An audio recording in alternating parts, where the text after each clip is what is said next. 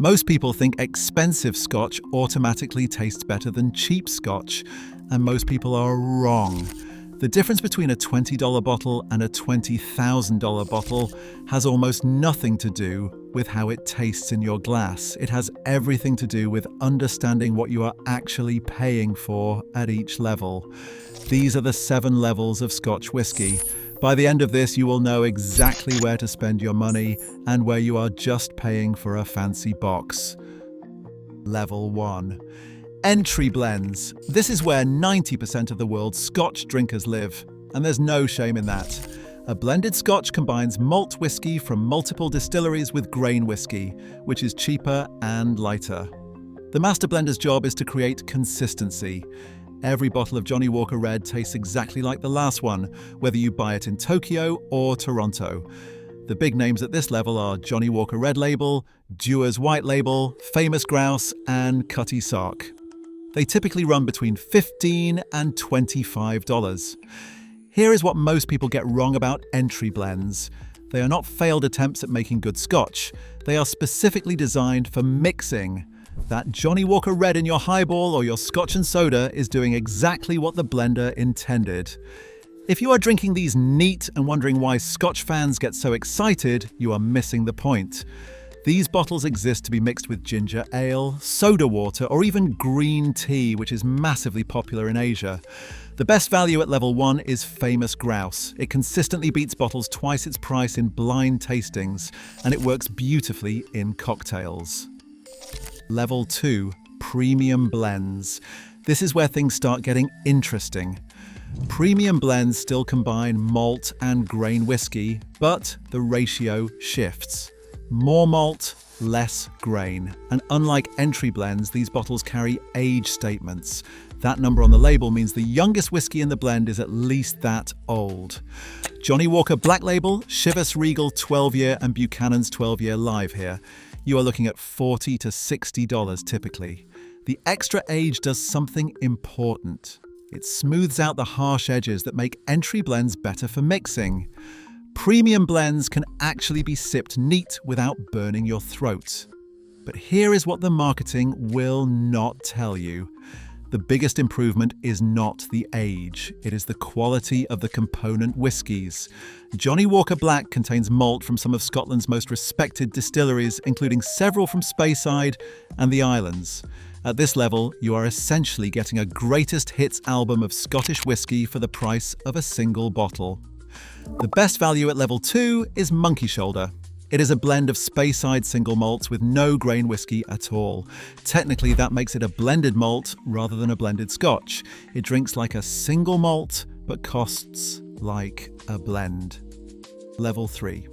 Entry single malts. This is where Scotch stops being a casual drink and becomes a hobby.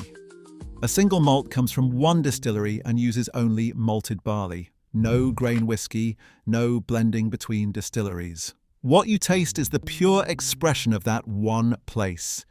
The classics at this level are Glenlivet 12, Glenfiddich 12, and the Macallan 12. You are spending $50 to $80, though Macallan often creeps higher. Entry single malts are designed to be approachable. They are usually aged in bourbon casks, which add vanilla and honey notes without overwhelming the spirit. Distilleries want these bottles to convert blended Scotch drinkers into single malt enthusiasts. The mistake beginners make is assuming 12-year single malts are somehow inferior. They are not. They are the foundation that every distillery builds its reputation on. If a distillery cannot make a good 12-year, their older expressions will not save them. Both Glenfiddich and Glenlivet trade the position of best-selling single malt in the world year after year, each moving over 1 million cases annually. Light, fruity, easy to drink, and often on sale because the volume is so high. If you are enjoying this breakdown, hit subscribe. I cover spirits and cocktails every week. Now we get into the levels where your palate actually matters. Level 4. Regional expressions. Scotland has 5 official whisky regions and each one produces dramatically different flavours. Speyside is the largest region with the most distilleries.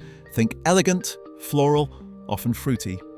Macallan, Glenfiddich and Glenlivet all live here. If you like smooth and approachable, Speyside is your home base.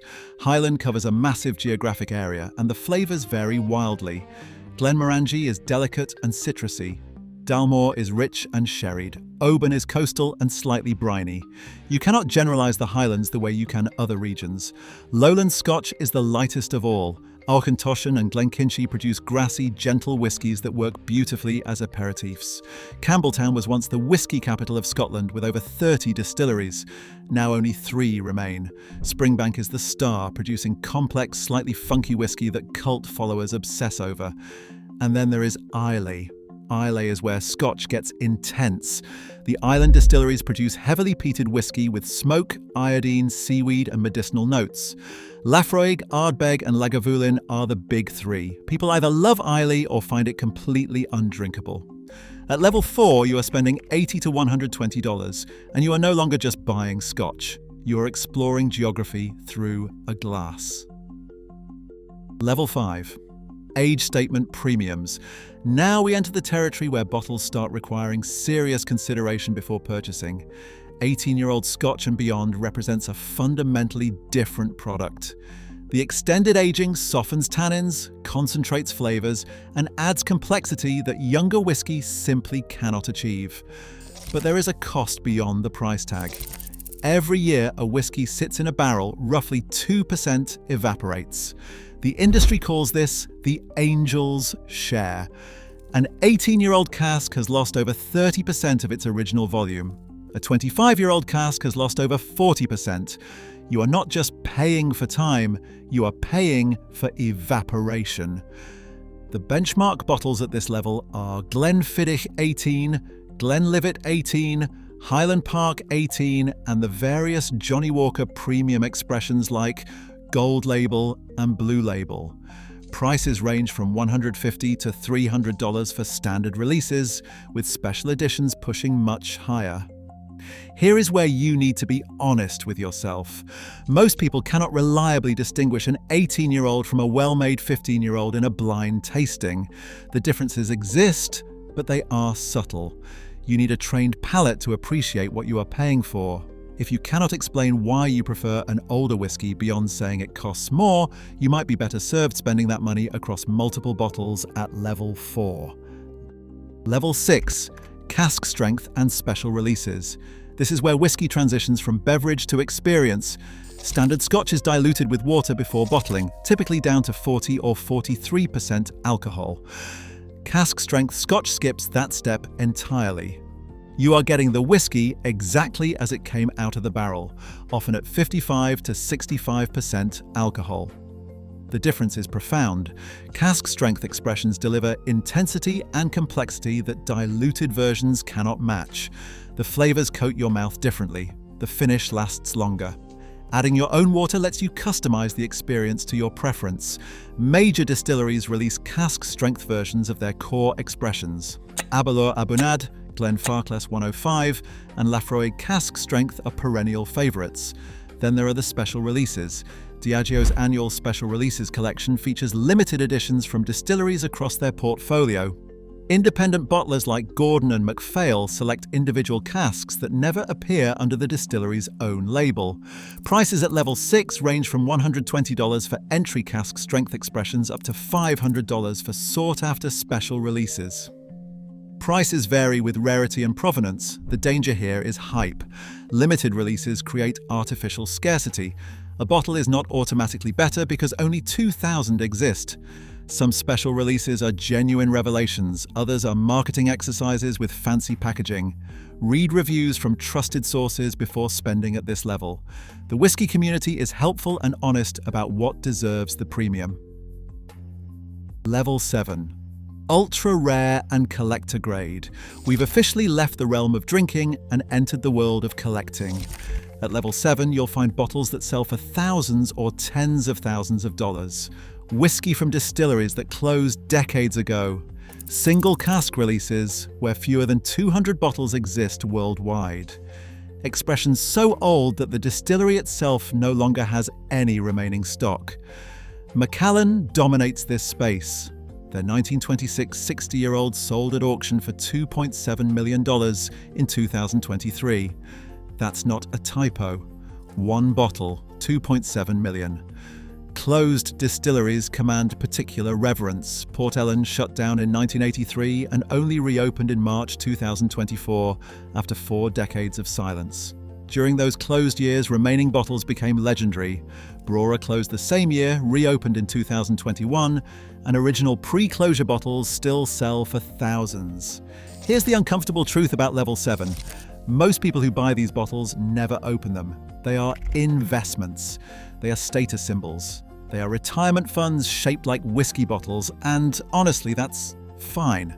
The whiskey market has created genuine wealth for collectors who bought 30 years ago. A bottle of Macallan that cost $100 in 1990 might be worth $15,000 today. But if you're buying ultra-rare Scotch because you think it will taste proportionally better than a $200 bottle, you will be disappointed. The law of diminishing returns hits hard at the top. A $5,000 whiskey might be 5% better than a $500 whiskey. Maybe 10% if you have an exceptional palate. That math only works if the money genuinely does not matter to you. So where does that leave the average Scotch drinker? The sweet spot lives between levels 3 and 5. From entry single malts through age statement premiums, roughly $50 to $250. This is where quality and value actually align. Buy a few bottles at level 3 to find which region suits your palate. Then explore level 4 to understand what different parts of Scotland taste like. Splurge occasionally on level 5 or 6 when you want something special. Unless you are building a collection as an investment, ignore level 7 entirely. That money buys 10 excellent bottles instead of one legendary bottle. 10 excellent bottles will bring you far more enjoyment over time. The best Scotch is the one you actually drink. Everything else is just expensive furniture. Thanks for watching. Subscribe if you want more deep dives like this, and I will see you in the next one.